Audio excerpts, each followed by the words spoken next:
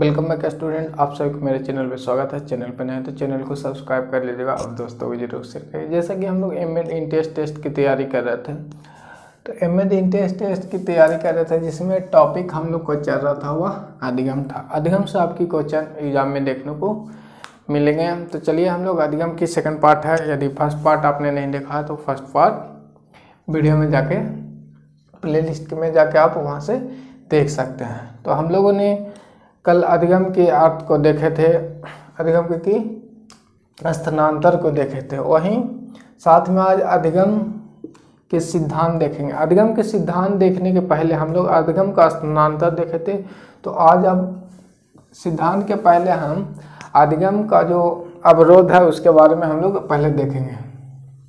सबसे पहले हम लोग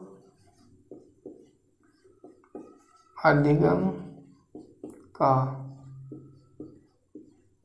अवरोध,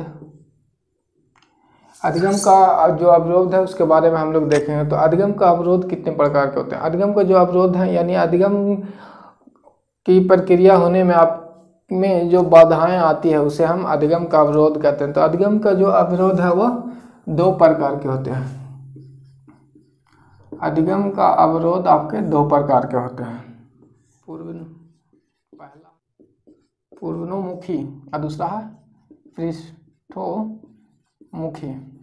ये दो अवरोध आपको अधिगम में आएंगे, यानी अधिगम प्रक्रिया करते समय आप में जो अवरोध आएंगे वो दो प्रकार के हैं, पहले पूर्वोन्मुखी और दूसरा पृष्ठीयमुखी। अब पूर्वोन्मुखी जो है आपको क्या है और पृष्ठोन्मुखी क्या है जिसके बारे में हम लोग देखेंगे। चलिए पहला जो है पूर्वोन्मुखी में आपको नवीन ज्ञान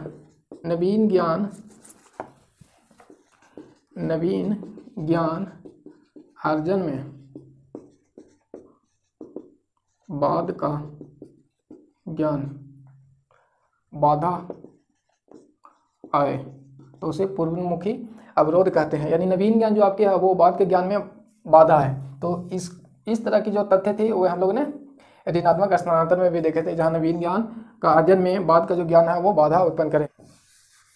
इसके बाद हम लोग देखेंगे पृष्ठोन्मुखी देखेंगे। पृष्ठोन्मुखी में आपको जो है बाद का ज्ञान, यानी बाद का जो ज्ञान है, बाद का ज्ञान नवीन ज्ञान के अर्जन में आपको बाधा उत्पन्न करता है। तो इसे हम लोग पृष्ठोन्मुखी कहते हैं। बाद का ज्ञान यानी बाद का ज्ञान, जैसे हम लोग पहले हमारे पास नवीन ज्ञान थी, ठीक है, उसके बाद जब मैं फ्यूचर में जाऊंगा तो उस समय जब नवीन ज्ञान मैं प्राप्त करूंगा उस ज्ञान के अनुसार ये जो पहले वाले यानी इन पास्ट वाले जो था वो ज्ञान आपको बाधा उत्पन्न करता है, तो उसे हम लोग पृष्ठोन्मुखी ज्ञान कहते हैं। ठीक, हम लोग पृष्ठोन्मुखी ज्ञान कहते हैं। ये दो चीज हो गया अधिगम का अवरोध। चैनल पे फर्स्ट बार आए तो चैनल को सब्सक्राइब कर लीजिएगा। चलिए इसके बाद हम लोग देखेंगे अधिगम की विशेषताएं। अधिगम की विशेषताएं पिछली वीडियो में कुछ हम लोग देखे थे, लेकिन कुछ इस वीडियो में पूरा देख लेते हैं हम लोग। अधिगम की विशेषताएं, यहाँ पे हम लोग अधिगम की विशेषताएं देखते हैं। अधिगम की विशेषताएं में हम लोग देखेंगे अधिगम की प्रक्रिया, जो अधिगम की प्रक्रिया है उसकी कुछ खास अपनी विशेषताएं होती हैं। अधिगम की जो प्रक्रियाएं हैं, प्रक्रिया की कुछ खास विशेषताएं होती हैं। इसी में हम लोग देखेंगे कि अधिगम की प्रक्रिया में जो खास विशेषताएं उसको हम लोग देखेंगे। अधिगम की विशेषताएं में, अधिगम की प्रक्रिया में आपको हमेशा अनुभव निहित होता है। अनुभव निहित होता है, यानी अधिगम की प्रक्रिया में अनुभव निहित होता है। पहली विशेषता हो गया कि इसमें अनुभव निहित होता है। तो अधिगम की जो अनुभव निहित होता है वो किस तरह से हम लोग समझेंगे। जैसे कि यदि कोई बालक किसी माचिस कि तिल्ली को सुलगाता है तो उससे अगर स्टार्टिंग टाइम में उस तिल्ली से हाथ जल जाते हैं तो वह नेक्स्ट टाइम जब वह तिल्ली सुलगाएगा माचिस का तो वह वहाँ पे सावधानी बरतेंगे। तो इससे आपको देखने में आया कि जो अधिगम है वह अनुभव के द्वारा अधिगम भी किया जाता है। नेक्स्ट पॉइंट हम लोग देखेंगे, अधिगम एक सार्वभौमिक प्रक्रिया है। अधिगम क्या है? सार्वभौमिक प्रक्रिया है, यानी यूनिवर्सल ये है अधिगम। नेक्स्ट पॉइंट हो गया आपको, अधिगम एक उद्देश्यपूर्ण प्रक्रिया होती है। अधिगम जो हम लोग करते हैं वह एक उद्देश्यपूर्ण प्रक्रिया होती है। अधिगम क्या है? उद्देश्यपूर्ण प्रक्रिया है। नेक्स्ट जो इसकी विशेषता है, यह निरंतर चलने वाली प्रक्रिया है। निरंतर चलने वाली प्रक्रिया। अधिगम जो है वातावरण की उपज है। इसकी एक विशेषताएं हैं, वह अधिगम क्या है? वातावरण की उपज है। जैसा कि हम लोग देखते हैं, यदि कोई बालक वातावरण में खेलता है और खेलने के दरमियान वह गिर जाता है तो उससे वो सीखता है, यानी वातावरण में वो जो भी क्रियाएं करती है उससे वह अधिगम करता है। तो वातावरण क्या है? अधिगम क्या है? वातावरण की उपज है। अधिगम निरंतर चलने वाली प्रक्रिया। अधिगम एक उद्देश्यपूर्ण प्रक्रिया है और अधिगम सार्वभौमिक है। अधिगम में अनुभव निहित होती है। इन सभी चीज़ों का हम लोगों ने देख लिया। अधिगम में व्यवहार में जो अधिगम से जो व्यवहार में परिवर्तन होता है वह अस्थायी होता है। एक नेक्स्ट पॉइंट हम लोग देखेंगे, अधिगम में जो व्यवहार से परिवर्तन होता है वह क्या है? वह अस्थायी होता है, अस्थायी होते हैं। तो ये ध्यान रखिएगा। तो ये अधिगम की विशेषताएं हो गए। चलिए हम लोग नेक्स्ट पॉइंट पे अब चलेंगे, अधिगम के सिद्धांत। अधिगम के सिद्धांत से आपको क्वेश्चन देखने को मिल सकते हैं। अधिगम में जितनी भी चीज़ें हम लोगों ने पढ़ी थी उसमें से अभी तक की जो इम्पोर्टेंट टॉपिक हुआ है अधिगम का सिद्धांत। अधिगम का सिद्धांत हम लोग देखेंगे। अधिगम के सिद्धांत के हम लोग देखेंगे। पहला है अधिगम का जो सिद्धांत था वह उद्दीपक अनुक्रिया सिद्धांत। इसे अंग्रेजी में हम लोग स्टिमुलस रिस्पॉन्स कहते हैं। स्टिमुलस रिस्पॉन्स कहते हैं।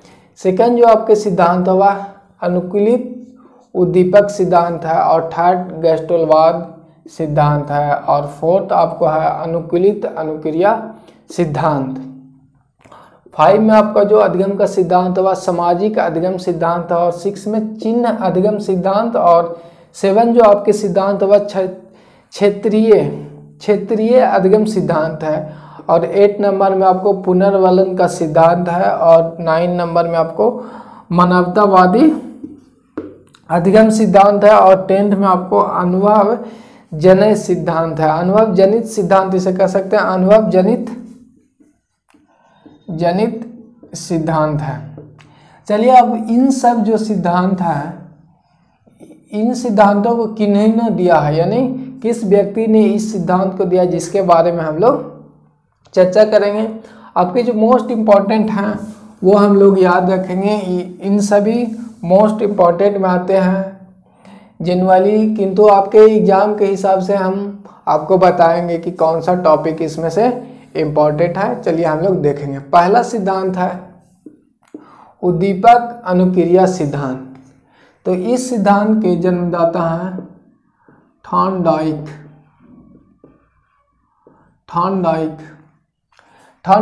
उद्दीपक अनुक्रिया के सिद्धांत के जन्मदाता हैं थॉर्नडाइक।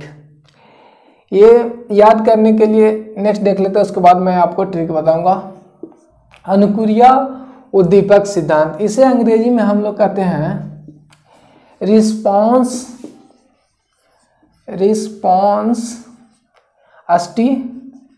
मूलस, इसे हम लोग अंग्रेजी में कहते हैं अनुकूलित उद्दीपक सिद्धांत को रिस्पॉन्स स्टिमुलस। इस सिद्धांत के जन्मदाता हैं आपके स्किनर।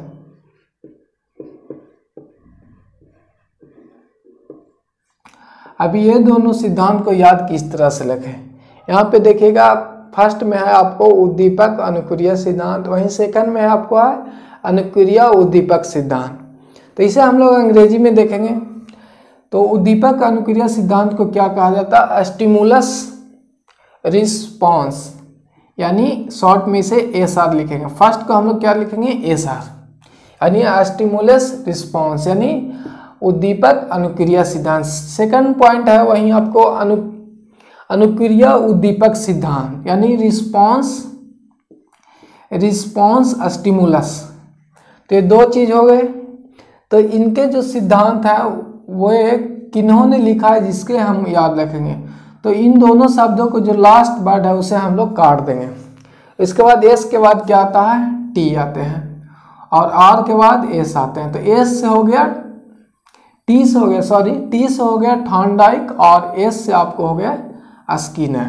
तो ये याद करने के आपके तरीके हैं, ये दोनों चीज आप याद कर लीजिएगा। पहला है उद्दीपक अनुक्रिया सिद्धांत के जो सिद्धांत के जन्मदाता कहिए वो थॉर्नडाइक है और अनुक्रिया उद्दीपक सिद्धांत के स्किनर है।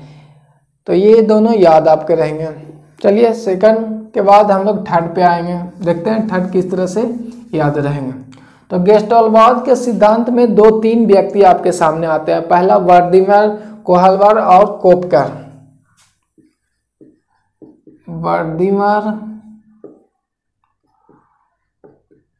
कोहलवर और कोपक, ये तीन जो है गेस्टल्टवाद सिद्धांत के अंतर्गत आपके आते हैं। तो इसे याद रखिएगा, गेस्टल्टवाद यानी गैस बन जाते हैं तो बहुत सारी परेशानियां होती हैं। तो याद रखिएगा गेस्टल्टवाद में वर्दीमर, कोहलवर और कोपकर। नेक्स्ट है आपको अनुकूलित अनुक्रिया सिद्धांत। अनुकूलित अनुक्रिया सिद्धांत के जन्मदाता या अनुकूलित अनुक्रिया सिद्धांत किन्होंने दिया था, वह पावलव है। पावलव आपको याद हो जाएगी जब इसे विस्तृत रूप में आपको बताऊंगा, तो जब उस समय आपको पावलव याद हो जाएगी। चलिए पावलव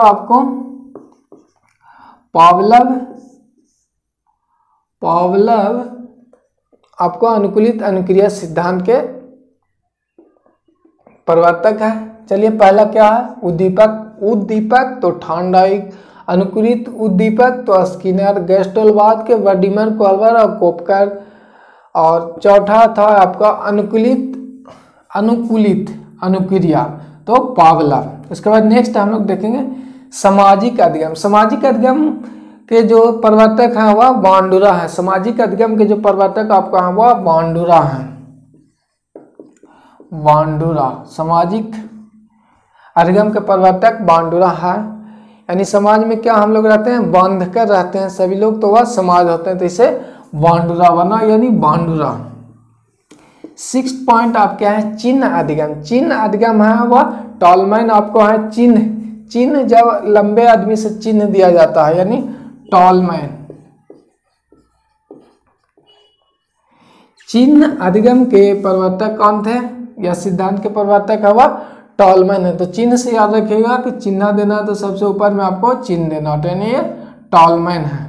इस तरह से आप याद रखिएगा ट्रिक के माध्यम से। कुछ अपनी बेसिस पे भी अगर यदि कोई आपको याद हो तो उस तरह से भी आप याद कर सकते हैं अपनी अनुसार में। चलिए नेक्स्ट पॉइंट है क्षेत्रीय अधिगम। क्षेत्रीय अधिगम आपको जो है कुटलैबिन था, यानी कुटिल उद्योग किधर होती है, वो क्षेत्रीय में होती है, यानी घरेलू उद्योग को कुटिल उद्योग कहा जाता है, यानी क्षेत्रीय लोग। चलिए तो क्षेत्रीय अधिगम के हो गए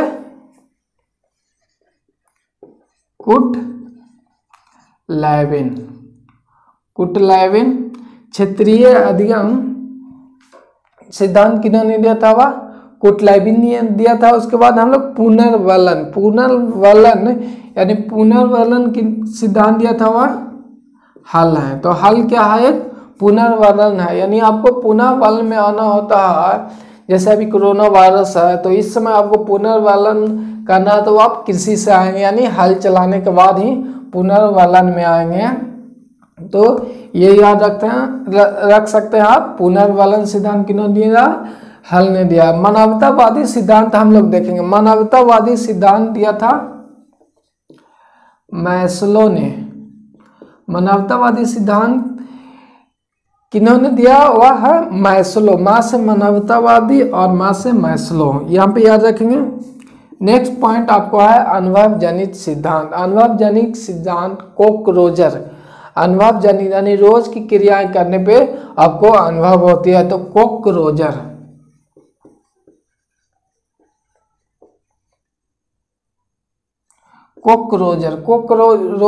कोकरोजर। चलिए, तो यहाँ से हम लोग देख लिए थे कोकरोजर्स, जो ये है आपके अनुभव जनित सिद्धांत हैं। तो ये सभी अधिगम के सिद्धांत आपको याद रखना होगा। आपको दे दिया जाएगा उद्दीपक अनुक्रिया सिद्धांत के प्रवर्तक कौन है, तो वह थर्नडाइक। इस तरह से आपके 4 ऑप्शन इन्हीं में से दिया रहेगा और एक को आपको सही करना है। तो सबसे पहले 2 हम लोगों ने देख लिया कि स्टिमुलेशन रिस्पॉन्स, यानी एस पहला वर्ड लेंगे, एस के बाद टी आता है तो थॉर्नडाइक। वहीं दूसरा अनुक्रिया यानी रिस्पॉन्स स्टिमुलस, तो इसका हो जाएगा स्किनर, यानी आर है पहला वर्ड हम लोग पकड़ेंगे दोनों का।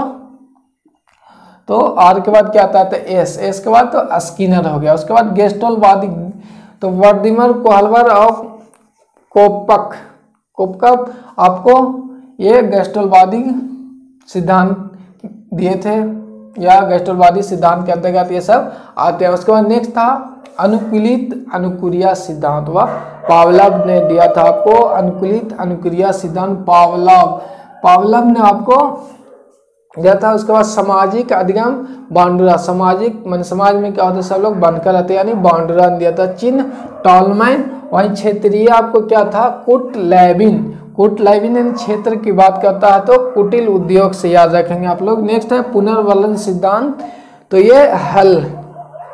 पुनर्वलन यानी पुनः आपको वलन में आना है तो हल के अनुसार ही आ सकते हैं। तो पुनर्वलन सिद्धांत किसने दिया था? हल ने दिया था। वहीं आपको मानवतावादी सिद्धांत किसने दिया था? वह मैस्लो ने दिया था। और नेक्स्ट आपको लास्ट है जो अनुभव जनित सिद्धांत कोकरोजर। अनुभव कब होगा? जब रोज रोज कोई काज करेंगे तो वो अनुभव जनित सिद्धांत हो जाएगा। किसी प्रकार की आपकी परेशानी हो तो नीचे कमेंट में कर सकते हैं। इसके बाद जब आप लोग नेक्स्ट वीडियो लाएंगे तो उसमें जो मोस्ट इम्पॉर्टेंट इनकी थ्योरी पार्ट है, यदि आप चाहते हैं कि इनकी मोस्ट इम्पॉर्टेंट जो थ्योरी पार्ट है, जैसे उद्दीपक अनुक्रिया सिद्धांत के अंतर्गत थॉर्नडाइक ने क्या क्या बातें कही है, स्किनर ने क्या क्या बातें कही है, पावलव ने क्या क्या बातें कही है। थॉर्नडाइक थे पहला मनोवैज्ञानिक जिन्होंने पशुओं पे अपना प्रयोग किया था। इस तरह से आपको इसमें पढ़ने को है। तो कुछ इम्पोर्टेंट इसमें है जो हम, यदि आपका कमेंट रहा तो इसका अध्ययन करा देंगे, अदरवाइज हम लोग आगे की ओर बढ़ेंगे। और साथ में इसके बाद हम आपको ऑब्जेक्टिव टाइप क्वेश्चन होगा इस चैप्टर का, उसे भी करा देंगे। थोड़ा टॉपिक बचा हो उसे हम लोग नेक्स्ट पार्ट में कर लेंगे। वीडियो देखने के लिए धन्यवाद।